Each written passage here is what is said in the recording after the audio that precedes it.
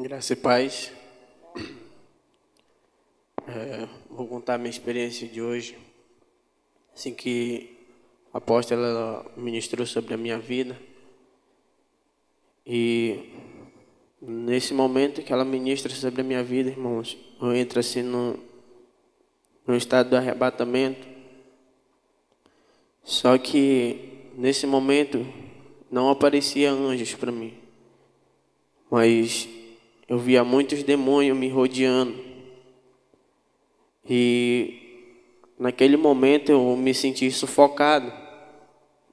E aqueles demônios eles começavam a me apertar, como se eu fosse uma pequena bola no meio deles.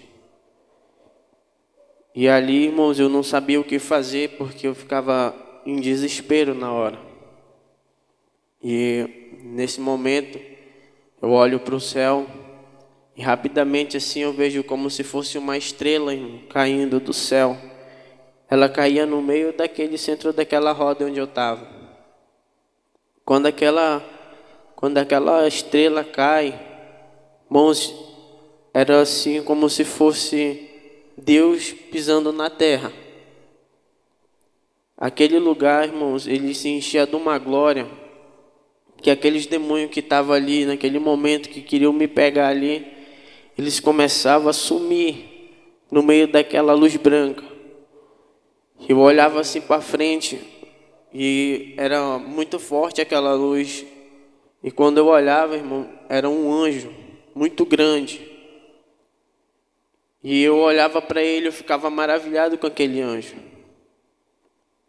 E eu chegava na frente dele, eu falava assim para ele, falava assim: você crê que Jesus veio em carne e osso, morreu e ressuscitou?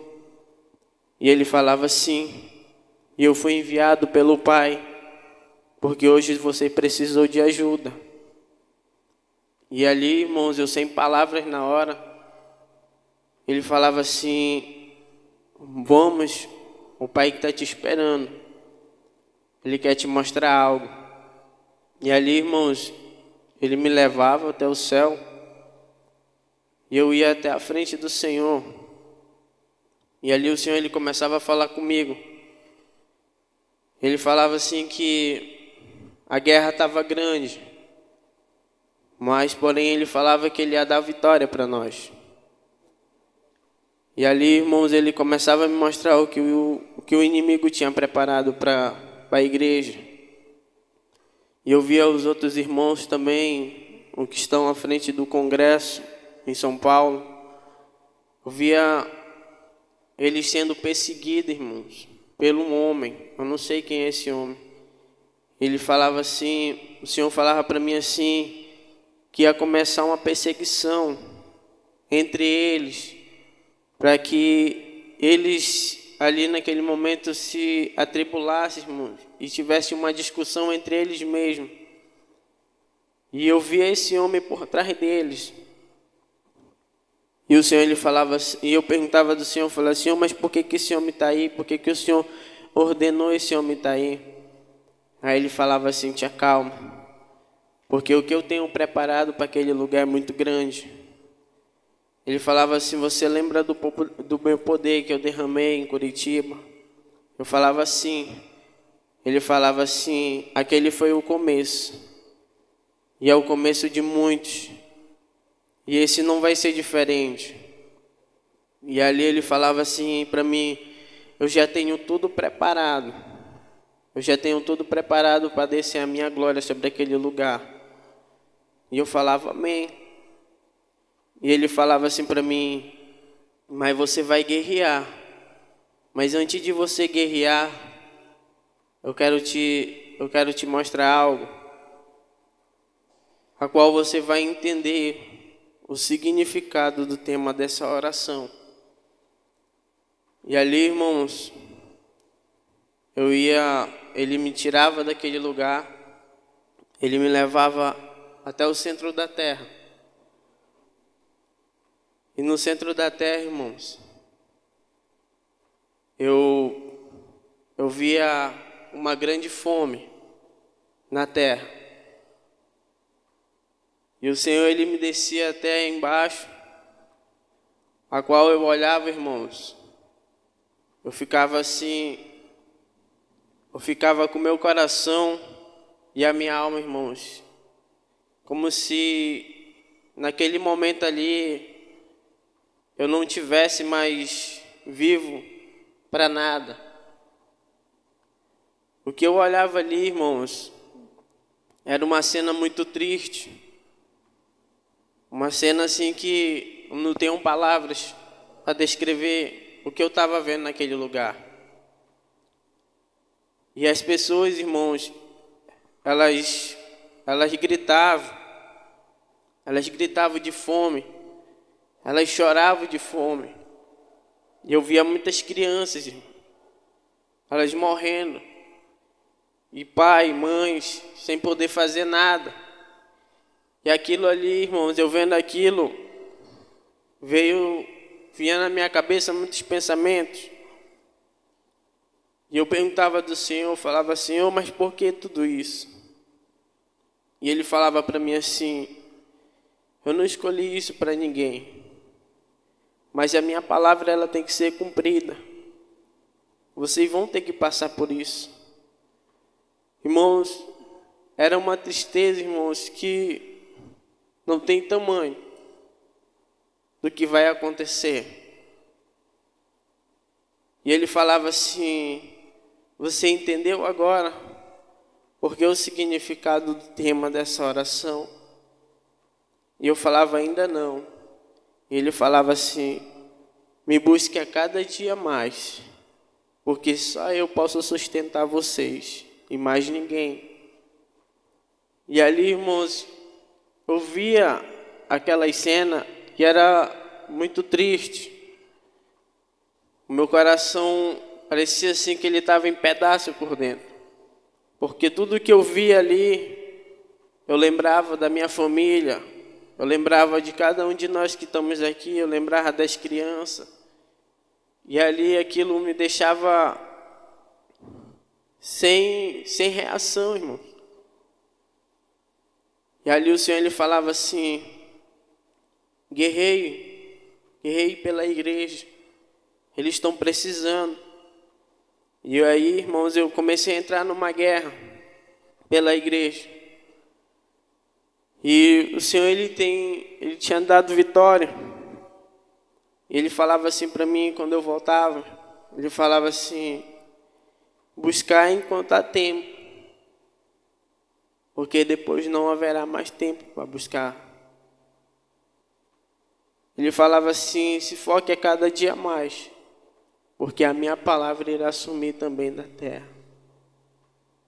E ali, irmãos, essa foi a minha experiência, bem.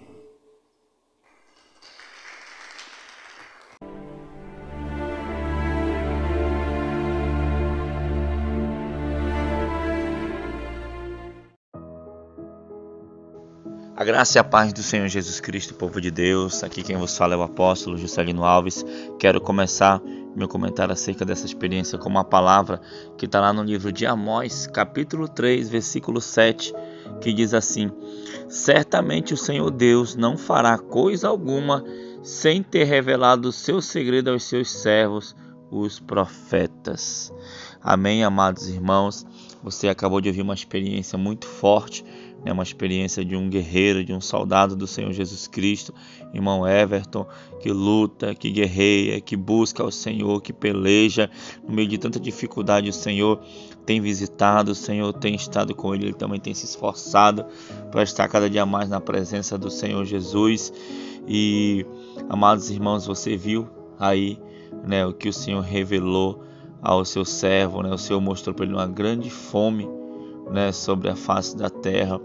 E quando o Senhor mostra essas coisas, é para nós orarmos, para nós intercedermos, como o Senhor disse também a ele, a palavra de Deus ela vai se cumprir, sim, ela tem que cumprir, inclusive o próprio Jesus Cristo ele sabia que isso ia acontecer, e ele ainda disse assim, antes de morrer: Senhor, se possível, passa de mim este cálice. Então, queridos, a gente vê muitas profecias de outros profetas que não se cumpriram. Amém? Mas talvez não se cumpriu. Não é porque a profecia foi errada, foi falsa, porque alguém orou, porque alguém pagou um preço, porque a igreja se levantou. Aleluia. Então, amados irmãos, tem um versículo que diz assim lá em Lamentações: põe a boca no pó, talvez ainda haja esperança. Amém? E as misericórdias do Senhor se renovam a cada manhã. Aleluia. Então nós temos que manter a nossa posição orando, temos que manter a nossa posição guerreando, temos que manter a nossa posição orando, perseverando, né, pelos nossos filhos, perseverando pela nossa nação, perseverando para que os planos e os propósitos de Deus se cumpram sim. Aleluia. Mais que antes, possamos ganhar vidas, possamos evangelizar, possamos desenvolver a nossa salvação, aleluia, para que aquele grande dia não nos pegue como um ladrão.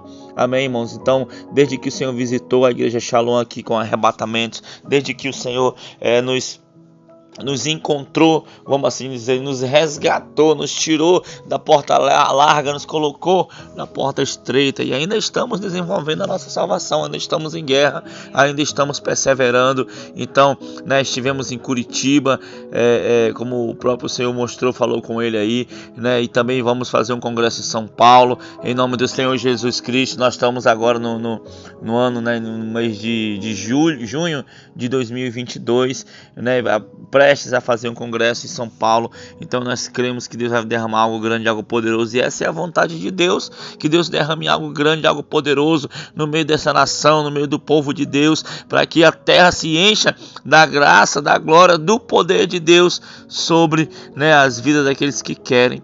Amém, amados irmãos? Amém, apóstolo, não é isso? É isso, apóstolo. Que revelação, que experiência, né? Eu fiquei observando e também bastante impactada foi com a reação do irmão Everton no retorno do arrebatamento. Muito pensativo, muito trêmulo, triste, né? Ele disse que ele só conseguia pensar na família dele, nos filhos, nas crianças, vendo tudo aquilo que estava por vir, né? Mas o que me chamou a atenção é que o Senhor falava que Ele que ia nos sustentar, que nós perseverássemos ali orando, né? Que se nós estivéssemos ali na perseverança, o Senhor é que seria o nosso sustento, né, irmãos? E isso nos leva a uma condição de dependência total de Deus.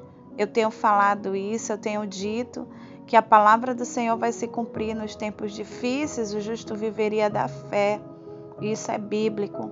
E viver por fé é exatamente isso. Viver da fé é você depender totalmente de um Deus que faz milagre, né? E eu estava ali, isso me trouxe também um alerta, trouxe um anseio a mais pela presença do Senhor, por estar nesse nível de entrega, de dependência, buscando a face do Senhor. Amém, apóstolo? Amém, igreja. Então, que possamos perseverar, que possamos orar para que essa crise, para que essa fome não atinja nossas casas, não atinja nossos filhos e também, né, não atinja, né, os povos, não atinja as nações, antes que o propósito de Deus se cumpra, que é salvar o máximo possível de vida. Então, como diz a palavra de Deus, né, se o meu povo que se chama pelo meu nome se humilhar, orar, me buscar. Então, amém, amados, eu creio que se nós orarmos, buscarmos a face do Senhor, clamarmos alto mesmo, assim como fez a cidade de Nínive, o Senhor vai ter misericórdia e o Senhor nos dará mais tempo para cumprirmos aí a sua vontade. Amém, amados irmãos? Vamos orar, apóstola. Senhor, meu Deus e meu Pai, muito obrigado por essa experiência, muito obrigado por este alerta, que o Senhor venha despertar a igreja, Pai, não só no Brasil, mas em todo o mundo, a orar, a clamar, a interceder, Pai, a guerrear a níveis internacionais, níveis territoriais, Pai querido, Pai amado, Senhor, guerrear contra os principados, contra potestades, Pai querido, Pai amado, Senhor, que trazem miséria, que trazem pobreza, que trazem a fome, que trazem enfermidades. Pai querido, Pai amado, Senhor, que os teus anjos, meu Pai, sejam liberados do alto céu, Senhor, e assim, meu Pai querido, Pai amado, venha, Pai, nos ajudar, Senhor, justamente nessa guerra, Pai querido, Pai amado, para que o teu plano, para que a tua vontade se estabeleça, Pai, Senhor, não só na nossa geração, mas nas gerações que virão, Pai querido, Pai amado, para que o máximo de vidas sejam salvas, Senhor, e assim, meu Pai querido, Pai amado, o reino seja totalmente totalmente do Senhor. Pai querido, Pai amado, abençoa, Pai, cada um dos teus filhos, Senhor, que aqui estão ouvindo a oração. Senhor, capacita, instrui, renova. Senhor, dá um novo ânimo, dá uma nova unção, meu Pai. Senhor, ajuda, Pai, a andar na porta estreita. Ajuda, Pai, a andar, meu Pai, no caminho da santidade. Senhor, para que a gente possa fazer a tua obra com excelência. Pai, muito obrigado por essa experiência. Em nome de Jesus. Amém e amém. Que Deus abençoe a todos. Fiquem na paz do Senhor Jesus Cristo. Em nome de Jesus. Tome posição como um soldado forte. Não perca o teu alvo, desafie até a morte. Mesmo subjugado, atingido e humilhado, não desça do seu barco, a vitória é do